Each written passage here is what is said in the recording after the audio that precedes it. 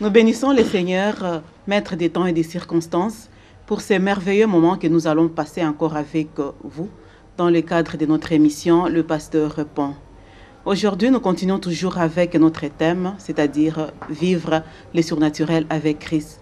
Et nous sommes toujours avec notre invité, l'apôtre Dieudonné Nzengu, qui est là à mes côtés avec nos autres invités qui sont là avec nous pour partager cette émission. Bonjour, apôtre. Bonjour, madame. Bonjour, les amis. Bonjour. Nous sommes devenus des amis. Oui, oui. Merci et encore une fois, bienvenue dans notre émission Le Pasteur répond. Merci. Ok. Apôtre, l'autre fois, nous avions parlé de comment vivre le surnaturel avec Christ. C'était la première partie. Oui. Est-ce qu'on peut avoir une petite synthèse pour rappeler, oui, Nous avons, à ceux qui n'ont pas eu à nous suivre avant d'entrer dans la deuxième partie. Merci, madame. En Oui. répondant à vos questions, nous avons défini le surnaturel comme étant tout ce qui échappe au contrôle et au pouvoir de la nature. De la nature, oui. Ce qui relève du monde des esprits. Et nous avons dit que quand on parle monde des esprits, nous devons les séparer en deux. Il y a l'univers de Dieu, le royaume de Dieu, le monde de Dieu, où Dieu et son Esprit Saint et ses anges constituent un aspect spirituel, et Satan, qui a aussi ses activités spirituelles, reposant sur des démons et ses agents, ses acolytes. Et nous avons dit qu'il faut distinguer l'action de Dieu de l'action démoniaque. Oui. Nous avons dit que quand on parle spirituel, on parle surnaturel. Et tout surnaturel n'est pas de Dieu. Parce que dans le domaine du surnaturel, c'est-à-dire de ce qui est au-dessus du naturel, c'est ce qui est spirituel. Les démons sont aussi spirituels. Satan est spirituel. Il est esprit.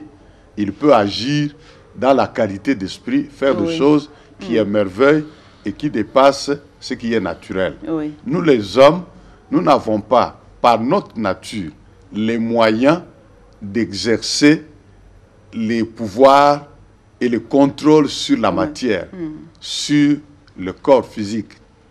Mais seul Dieu ou Satan. Ils Et ont ces maintenant, pouvoirs. nous avons dit que la loi de Dieu est supérieure. Quand le surnaturel se manifeste, nous devons savoir que le monde satanique est toujours inférieur au monde divin, au monde de Dieu. Nous avons donné l'exemple biblique de Moïse, qui est descendu en Égypte Oui. avec les miracles à main, avec le surnaturel. Mais à Moïse, il avait été donné le pouvoir de Dieu. Les sorciers en Égypte qui existaient autour de Pharaon étaient aussi capables de reproduire les C'est mêmes ça. signes que Moïse. Ils ont fait la même Mais chose. à un niveau donné, le miracle de Dieu, le surnaturel de Dieu a été supérieur. Il a arrêté le surnaturel des sorciers, des démons autour de Pharaon. Ils ont reconnu, ils ont dit au Pharaon, maintenant là c'est le doigt de Dieu. Nous ne pouvons rien. Et c'est ça la différence qu'il y a entre les surnaturels de Dieu et les Oui, surnaturels. le surnaturel de Dieu et le surnaturel de Satan. Satan, il a ses objectifs. Dieu poursuit notre bien, notre bonheur, notre bien-être et maintenant et après. Satan, quand il vous le montre, il veut vous donner un certain plaisir maintenant, mais vous faire perdre l'éternité. Satan a un autre but que perdre. Et la Bible dit, il appelle le voleur. Il ne vient que pour dérober. dérober, pour égorger, pour détruire. Après lui, il n'y a pas de joie. Tous ceux qui ont touché aux choses des ténèbres, à l'occultisme, au fétichisme, à la magie, regardez, si vous le connaissez, vous le reconnaîtrez par leur vie. Après eux, c'est le désastre, c'est la désolation. Ils ont des problèmes dans leur famille. Ils ont des problèmes sur leurs enfants. Ils ont des problèmes sur la suite. Lui, il peut mourir, mais il laisse des désastres derrière. C'est ça. Parce Et que tous le ces diable... biens-là, Oui, toutes ces choses-là, c'est des répercussions sur répercussions.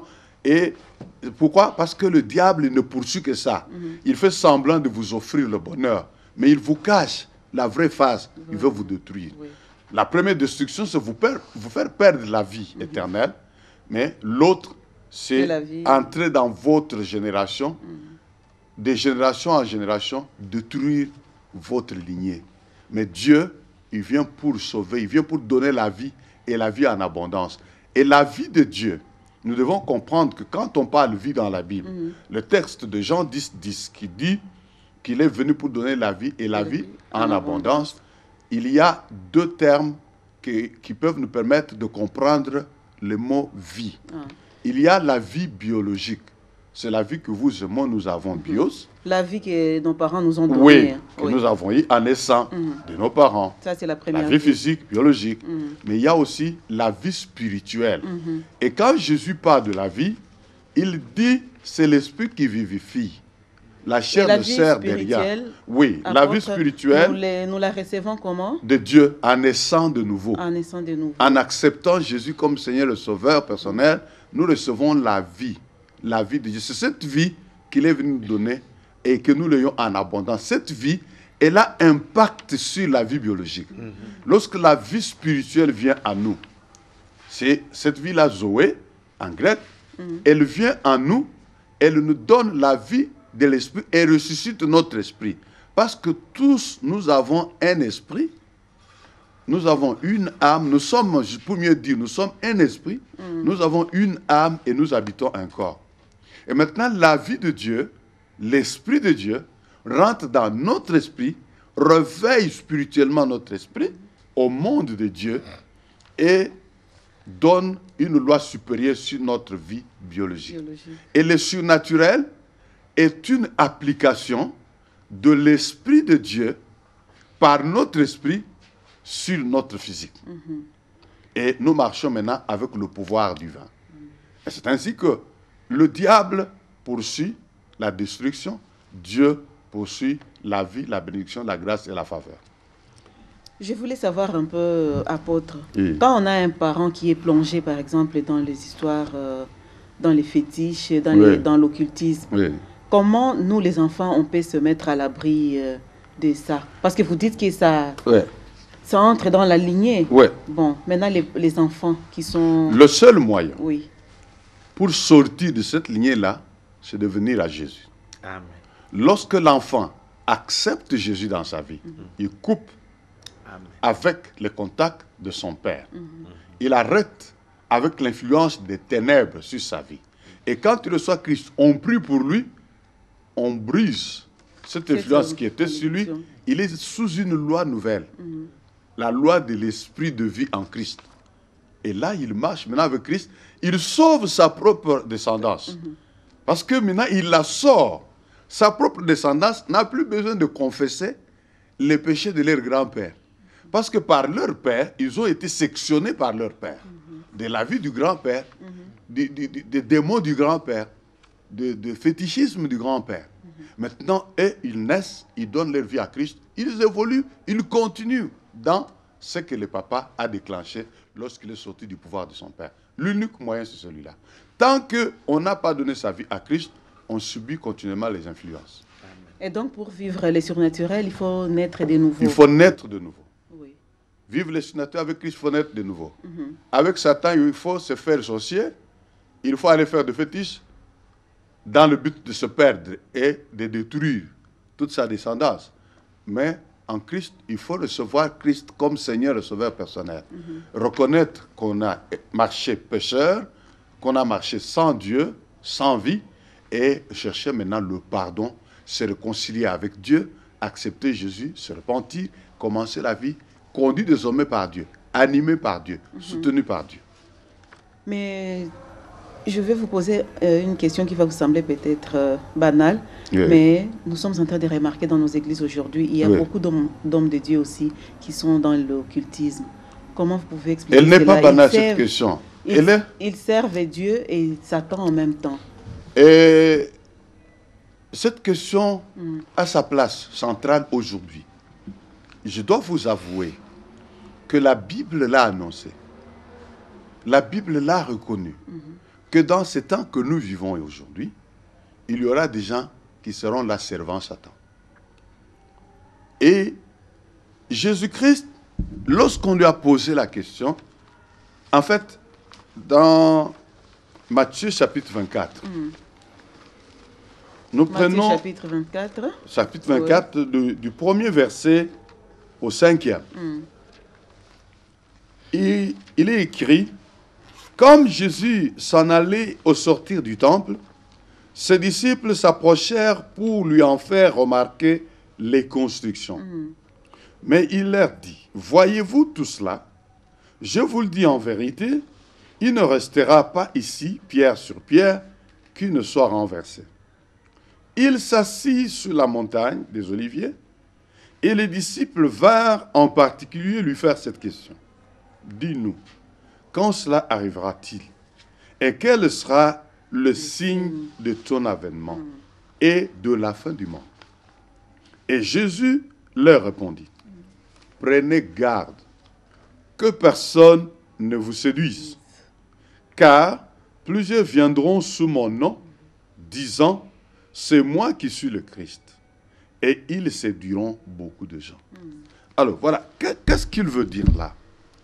Bon, ils sont sortis du temple, ils sont impressionnés, ils montrent l'architecture du temple au Seigneur Jésus. Jésus leur dit, toutes ces choses seront détruites. Ils ont compris de quoi il a parlé. Mais quand ils restent seuls au mont des Oliviers, ils reviennent, ils posent la question au Seigneur. Mais ce que tu as voulu dire là-bas, nous comprenons que tu parlais de ton retour. Tu parlais de la fin. Mais dis-nous, quel sera le signe? Les signes de la fin. Pour qu'on reconnaisse. Et il leur a dit le signe. Il a dit, prenez garde que personne ne vous séduise. En d'autres termes, le signe sera la séduction. Il dit, plusieurs viendront sous mon nom, disant, c'est moi qui suis le Christ. Et ils séduiront plusieurs. Voilà deux lectures. Ce que nous vivons. Oui, ce que nous vivons aujourd'hui. Des lectures de cette question. Il y aura de faux Christ, des gens qui se diront être de Christ. Notre pays n'a pas besoin d'enseignement là-dessus. Nous avons tout connu dans notre pays. Nous avons connu de Christ. Nous avons connu même Dieu, créateur. On l'a connu, vivant, né comme moi dans ce pays. Et cela nous était averti. Mais il dit, ils viendront sous mon nom, ils diront, c'est moi qui suis le Christ. Et en français... Ils feront aussi des miracles. Oui, en français, lorsqu'il dit, c'est moi qui suis le Christ, il parle de lui, Jésus. Ils viendront sous mon nom, et ils reconnaîtront que moi, Jésus, je suis le Christ. Mais ils séduiront plusieurs personnes. Vous voyez? Ils viennent, ils disent que Jésus est le Christ, mais dans le but de séduire, c'est-à-dire, séduire, c'est égarer, éloigner les gens du salut, de l'évangile. Et Paul a dit, lorsqu'il s'adresse aux Galates, il dit, je m'étonne que vous soyez détournés de celui qui vous a été de pain, comme le seul auteur du salut, pour croire à un autre évangile, comme s'il en existait. Il dit, quand il existerait un autre évangile, quand bien même moi, Paul, je viendrai avec un discours contraire, même un ange vous parlerait de choses contraires de ce que je vous dis, qu'il soit maudit, qu'il soit anathème. En d'autres termes, aujourd'hui, il y a des gens qui prêchent notre évangile. C'est ça. Et dans la parole de Dieu, nous avons un autre témoignage. À l'époque de Paul, lorsqu'il est allé en Macédoine, il a commencé à annoncer l'évangile. Il passait en route avec son équipe. Et voilà une femme qui était au service des démons, de Satan. Elle était habitée par un esprit de python, pratiquait la divination. Elle va venir derrière Paul. Elle va dire, elle a marché avec eux toute une journée. Elle criait, ces hommes sont des serviteurs du Dieu vivant. Ils sont venus vous annoncer la voie du salut. Mais cette femme ne disait pas le mensonge. Elle a dit la vérité. Mais cette vérité, elle l'a connue par l'esprit démoniaque. Mais quel était le but de cette femme en disant la vérité sur Paul? Que Paul et son équipe étaient des serviteurs de Dieu. Et qu'ils étaient venus pour annoncer la voie. Mais quel était leur objectif? L'objectif, c'était de créer la confusion. Que Paul et la femme là servent un même maître. Et l'objectif... Donc c'était pour se couvrir. Ah, et le problème maintenant c'est quoi? Les gens trouveraient que marcher avec Paul ou marcher avec cette femme, c'est la même chose. Ça annule le travail de Paul. Oh là là, il est théorisé. Hein. Aujourd'hui aussi, il y a dans l'église des gens qui peuvent dire même la vérité. Jésus, il est le Christ. Oui. Qui peuvent dire la vérité, tel il est serviteur de Dieu. Qui peuvent même, à un moment donné, parler la parole de Dieu. Mais leur objectif, c'est leur propre ventre. Écrivant aux Philippiens, Paul dit, ils ont pour Dieu leur ventre. C'est ça qui les pousse à travailler. Je vous ai dit que la séduction de ce monde, c'est le matériel, la survie de ce monde, le pouvoir dans ce monde, la gloire dans ce monde. Mais Dieu nous donne l'assurance de l'éternité, mais il nous soutient aussi dans son pouvoir et sa gloire dans la vie présente. Et il y a aujourd'hui des pasteurs qui ont des contrats avec le monde des ténèbres. Ça existe. Il y a aujourd'hui des gens qui sont du nouvel âge, du New Age, dans l'église du Seigneur. Le New Age, il dit, toutes les voies sont bonnes, tout chemin mène à Rome. Il n'y a pas de salut définitivement et scrupuleusement défini en une seule personne. Non. Ils vous disent, tel, je ne vais pas citer les noms de mouvements, tel mouvement est aussi bon, tel autre est aussi bon. Ici, chez nous, on nous a amené à croire que chaque peuple, chaque race a son prophète qui mène au Dieu. Le Dieu créateur ne saurait se contredire. Le même Dieu, il donne un prophète qui se contredit avec un autre. Il n'est pas venu de Dieu. Celui qui vient de Dieu parle le langage de Dieu. Amen. Et ils vont s'accorder. Si Jésus est l'envoyé de Dieu, le Messie, tous ceux qui sont venus du même Dieu doivent procéder de Jésus. Ils doivent croire en Jésus parce qu'il n'y a aucun autre nom, d'après la parole de Dieu, la Bible, qui a été donné aux hommes sous le ciel par lequel ils peuvent être sauvés. Il n'y a que le nom de Jésus. Jésus est le seul qui est allé à la croix, qui est mort pour nous. Aucun autre prophète n'a fait l'œuvre que Jésus a faite à la croix. Jésus nous a rachetés. Il est mort pour l'humanité. Il est dit au sujet de Jésus, car Dieu a tant donné et a tant aimé le monde qu'il a donné son Fils unique, afin que quiconque croit en lui ne perde